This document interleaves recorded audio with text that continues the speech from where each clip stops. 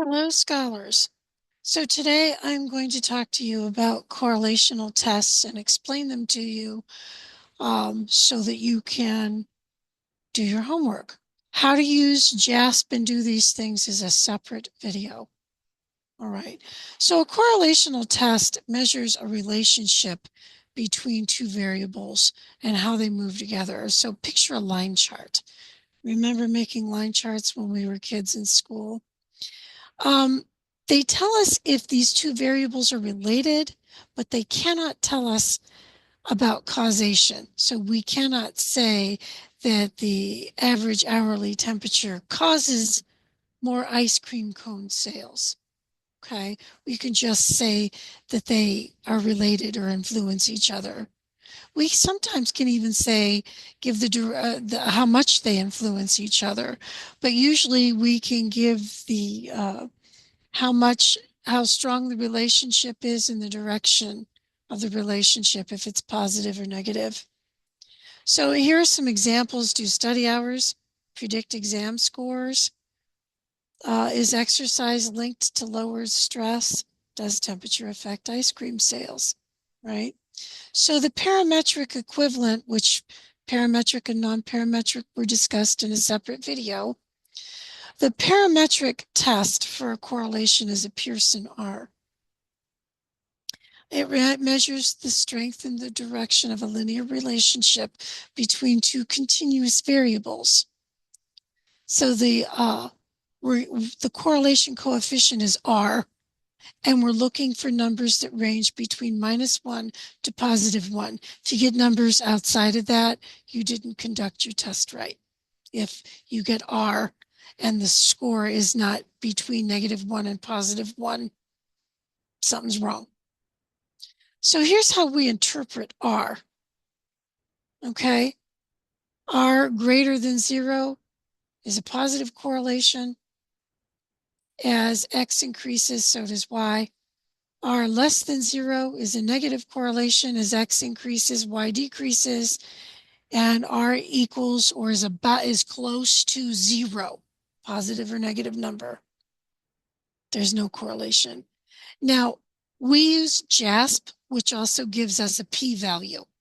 I like the p-value method because we get a clear answer. There is or is not a relationship, and then I interpret R to determine the strength and the direction of the relationship. Okay. So the assumptions of a Pearson R includes continuous data, which is interval or ratio, normal distribution, linearity. So we use a scatter plot for that. Homoscedasticity, I cannot pronounce that word, I'm sorry. Equal variances across values with no extreme outliers. If they're extreme outliers, we check them to see if they're causing normality to be violated. If they are, we simply change tests. Okay? So I'm going to show you now how to do this in JASP. I show you how in another video, but we're going to talk about what happens. So with JASP, I can order my correlations here under regression. And let's say I want to know, let's test this, right? So let's test this research question. Is there a statistically significant relationship between job satisfaction and organizational commitment? Remember, we're always testing the null. There is not a statistically significant relationship between job satisfaction and organizational commitment. There is a statistically significant relationship between job satisfaction and organizational commitment. And if you are in any one of my classes and you have to write a paper on these, I expect you to write out the research question, the null, and the alternative hypotheses. And I expect you to use the help I've posted on how to write those. And there's another video on how to write hypotheses. Okay. So this is what we're going to test today. So we're going to test job satisfaction and organizational commitment, and those go under variables. Here's my Pearson test. Here's my Spearman. Here's my Kendall Tau. I always want it to display pairwise.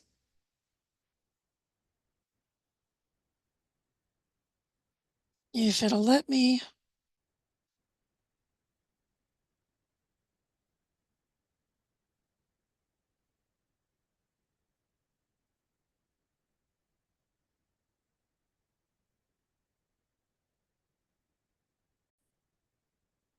Okay, so I'm going to make sure that I'm looking two-tailed both ways, not just positively or negatively.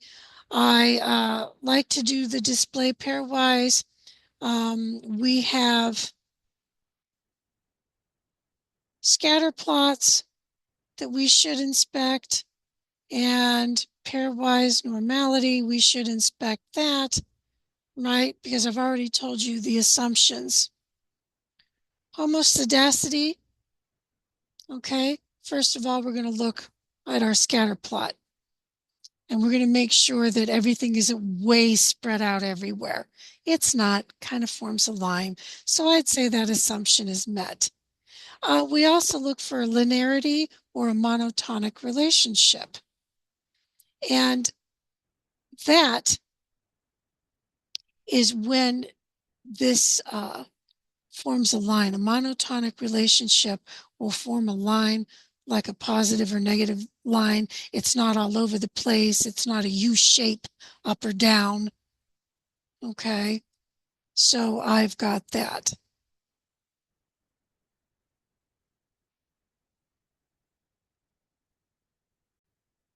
Okay, so here are pictures of correlations and scatter plots. So here's a negative. This is a strong negative. This is a weak negative. So the more the line forms, the stronger it is.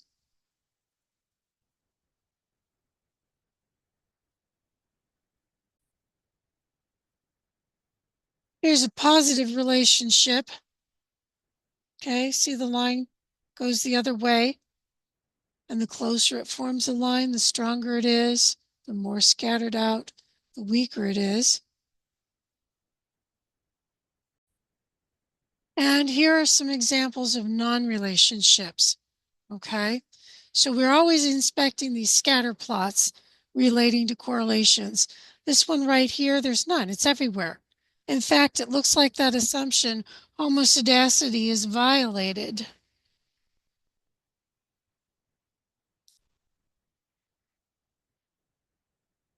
And here we have evidence. There's no line here either. Look, it's curved. It's starting a U. So there's no monotonic relationship here either. And I can show you. Let's look at a monotonic relationship. To inspect for that assumption, we also look at a scatter plot. See that? Monotonic. Now, this is kind of monotonic, right? This is definitely not.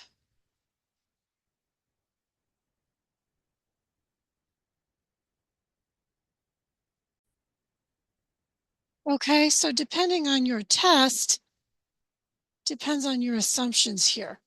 So we're looking for linearity.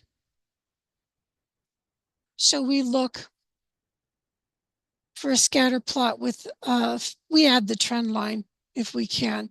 This is the trend line right here. This is where we expect the data points to be, okay? But I would say the assumption of linearity is met. If this were for a Spearman row or a Kendall Tau-b, I'd call this a monotonic relationship because it's not U-shaped up or down, okay? So the next assumption that we worry about is normality. So let's look at our normality test. That's right here. Remember, the null hypothesis is that the data is normal. So if we have a significance, P is less than 0.05 our alpha, it's not normal. Well, my P is 0.602. That is greater than 0.05. So we would say our data was normally distributed. Okay? Okay, now let's interpret our Pearson test. Our p-value is less than 0.001. That is significant. My null hypothesis is that there's not a relationship. I have a significance, so I'm rejecting the null. There is a statistically significant relationship between job satisfaction and organizational commitment. Now, how big is that relationship and what direction does it go? Well, here's my R value. My R is right here, and mine is 0.558. R equals 0.558. So one, that's a positive number, so I have a positive relationship, which we can see in the scatter plot. And two, my number is a medium effect size. So it's medium. And I believe I discussed Cohen's cutoffs with you in another video, but let's talk about Cohen's cutoffs. Okay, so to determine how strong a relationship is, we use something called Cohen's cutoffs. There's more than one. Cohen is just my preferred person. He does effect sizes, how big or how strong of an effect is there. For t-tests, we use a different number, but we look at the cutoffs. So a weak correlation is between 0.1 and 0.3. A moderate correlation is between 0.3 and 0.5. And according to this, anything greater than 0.5 is a large or strong correlation. Okay, so let's look at mine. My correlation was 0.558. Well, I'd still call that moderate, 0.5. Okay, so it's a moderate positive relationship. Okay, so you got to report that in APA. There was a moderate positive relationship between job satisfaction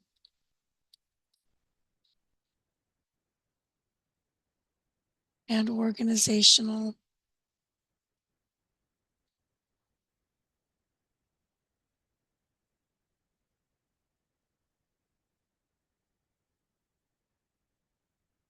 right? Now notice my statistical symbols R and P and R squared are italicized. I will explain R squared in a moment. But I'm going to say a Pearson R test was conducted and the assumptions were met. Now you need to discuss your assumptions one at a time. So you'll talk first about normality.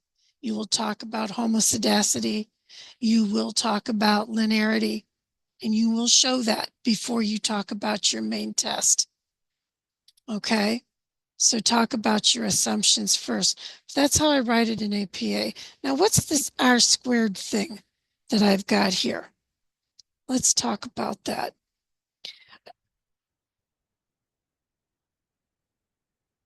So a coefficient of determination is basically this R number squared. So I literally squared on a calculator. Okay. And my R squared is actually equal to 0.311. All right. Now, what does that mean, or why am I reporting that? Well, I'm reporting that because it explains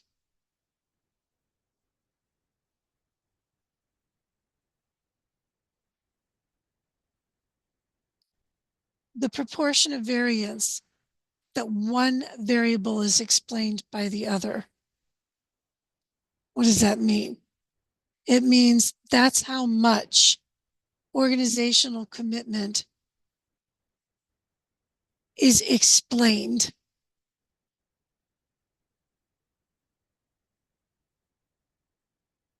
by job satisfaction.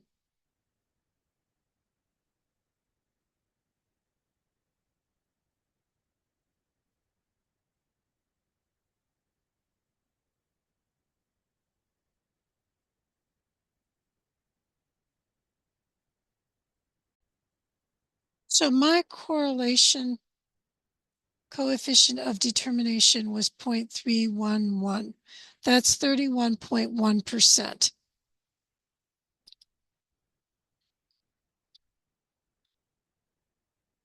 So 31.1% explained the variability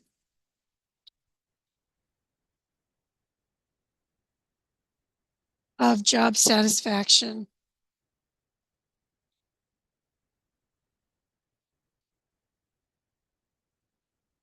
and organizational commitment. So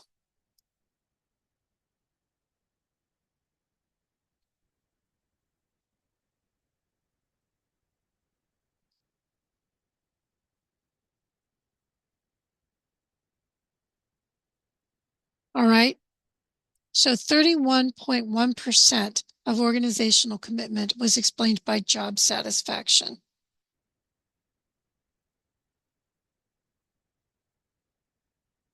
So maybe I should phrase that better for you.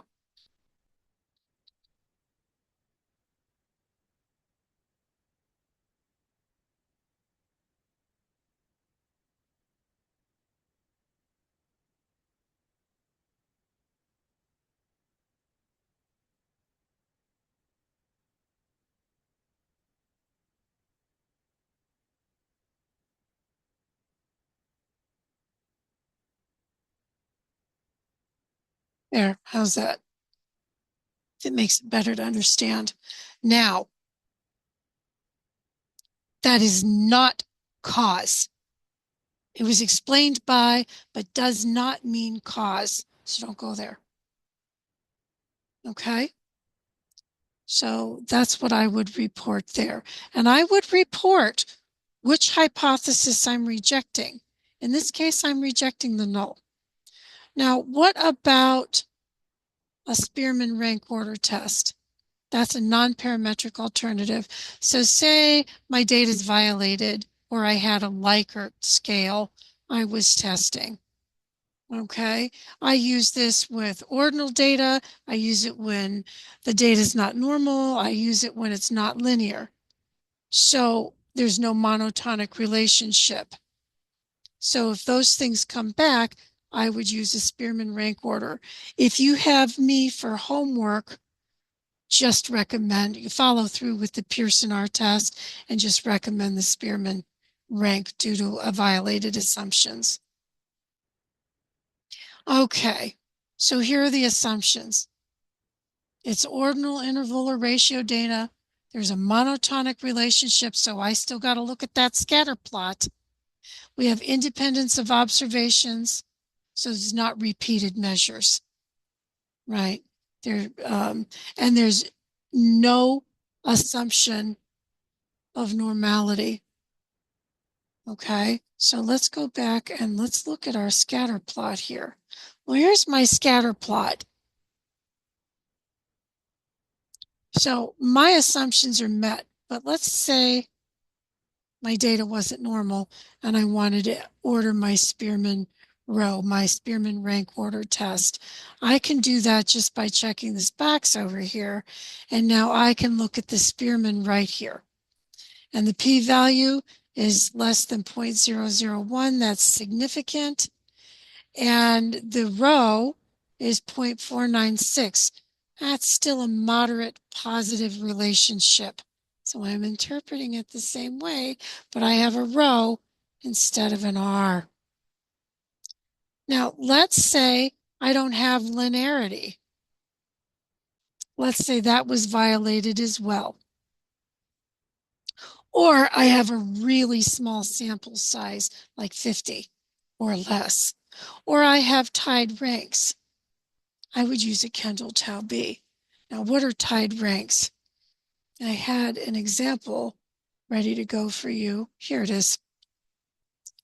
So Alex had 92, Jamie had 88, Sam had 88, and Taylor had 5. And then I rank each them 1, 2, 2, and 4, because Jamie and Sam are tied. They're both tied for second place. That's a tied rank.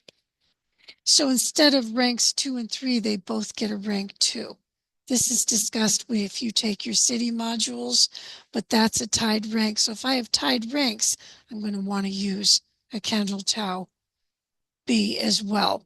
But let's do our Kendall Tau-b. So Kendall Tau-b does not have an assumption of a monotonic relationship.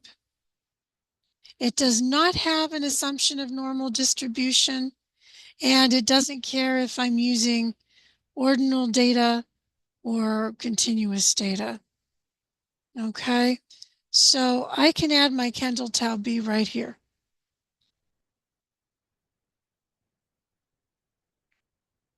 And there it is. It's significant. Again, the strength of the relationship is a 0.34, which is still moderate. And you're probably wondering why the results aren't the same. Well, these aren't the same test. These are the results. My conclusion is whether or not I accept the null hypothesis, right? So my conclusion is here. And my conclusion was to reject the null in favor of the alternative. And my conclusion was which test I should go with and the numbers associated with it. Okay, but here, remember, your nonparametric tests are weaker than a parametric test. But if I'd have had, I can see a monotonic relationship here in the scatter plot. But remember, if I don't have a monotonic relationship, I can see it in my scatter plot. Right there, right? It would be U-shaped. Or all over the place. Remember, I can have those variables that are all over the place and just scattered. Okay? So remember, if you have a significance, you're expected to report the direction, positive or negative, and the strength along with that. Okay?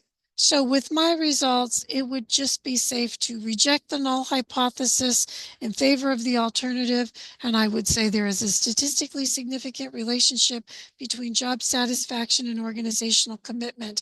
My assumptions were met. I had normal distribution. I had linearity after inspecting a scatter plot. I had homoscedasticity after inspecting a scatter plot. Right?